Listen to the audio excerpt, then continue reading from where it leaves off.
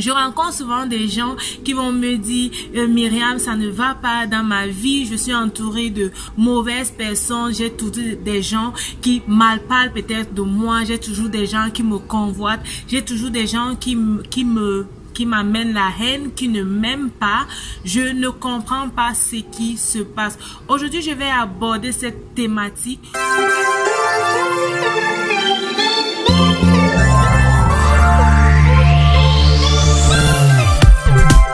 Salut, bienvenue à cette nouvelle émission, bienvenue à quelques minutes d'encouragement. Je suis Myriam Tapsota, motivatrice spirituelle. Si tu es sur cette chaîne pour la première fois, tu as deux choses à faire. La première, c'est de t'abonner à la chaîne et de cliquer sur la cloche de notification pour recevoir les informations sur les nouvelles vidéos que je publie chaque semaine, pour t'encourager à réussir dans tes projets, à avoir une vie chrétienne épanouie et aussi à réussir dans ta relation de couple. Parlant de relation de couple, la deuxième des choses que tu as à faire, c'est de télécharger gratuitement ton livret 6 indices à prendre au sérieux dans la vie de couple. En fait, ce sont des indices qui vont t'aider à examiner ta vie de couple, à voir en fait à quel niveau est-ce que vous vous situez et à comprendre qu'est-ce que vous devez faire pour améliorer la vie de couple. Je rencontre toujours des personnes qui vont me dire Myriam, ça ne va pas, je rencontre des gens qui ne m'aiment pas, ce que je fais n'est pas apprécié, je n'arrive pas à me faire de bonnes relations.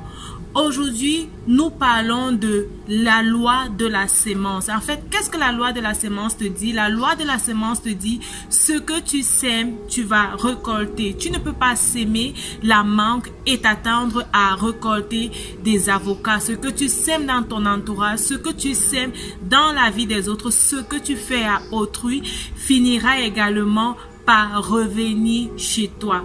Alors, si tu sèmes la haine, si tu sèmes la rancœur, si tu sèmes le mensonge, si tu sèmes la violence dans la vie de d'autres personnes, c'est normal que tu puisses récolter la haine, que tu puisses récolter le mensonge, que tu puisses récolter la violence.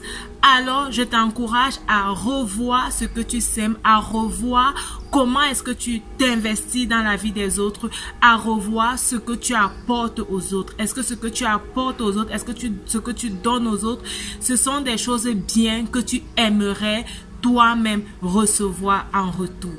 Alors maintenant, si tu es certain que tu donne aux autres ce qui est bien et que malgré tout cela, tu ne récoltes pas ce qui est bien. Supposons que tu donnes de l'amour, tu donnes la joie à d'autres, mais tu ne récoltes pas la joie, ou alors tu ne récoltes pas encore la joie. Qu'est-ce qui se passe? Je vais t'amener aussi à examiner deux faits. Le premier, c'est soit le temps de ta récolte n'est pas encore arrivé. Parlons de projet, peut-être tu donnes ton temps dans ton projet, tu donnes le maximum de tes efforts pour avoir un bon résultat dans une relation, peut-être dans ta relation de couple. C'est toi qui apportes l'amour, c'est toi qui amènes le respect, c'est toi qui amènes le pardon, mais tu ne reçois pas cela en retour de ton conjoint. Peut-être ce n'est pas encore le temps de ta récolte n'est pas encore arrivé. Chaque fois que tu sèmes un fruit, il y a un temps de la récolte, il y a une période en fonction du fruit que tu as sémé, il y a un temps d'attente que tu dois devoir faire.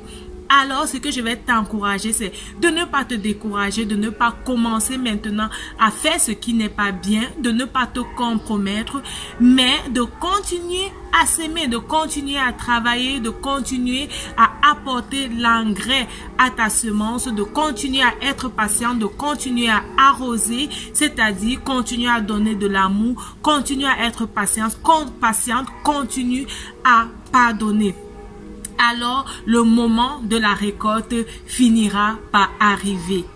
Mais si tu es de l'autre côté où ce n'est pas que tu es en train de s'aimer ce qui est bien. Effectivement, tu as s'aimé ce qui n'est pas bien et tu te retrouves en train de récolter ces fruits que tu n'aimes pas.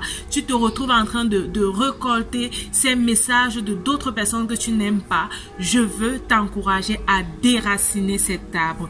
Et oui, tu m'as bien compris, déracine ces arbres que tu as sémés et qui ne produisent pas ce que tu aimerais avoir.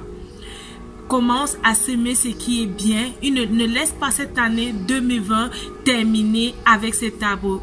Déracine-le et commence à faire ce qui est bien. Reconvertis-toi à un propulseur ou une propulseuse de bonheur et de bien-être. Travaille dans ta vie, travaille dans la vie des autres et la vie sera réellement belle et enrichissante pour toi.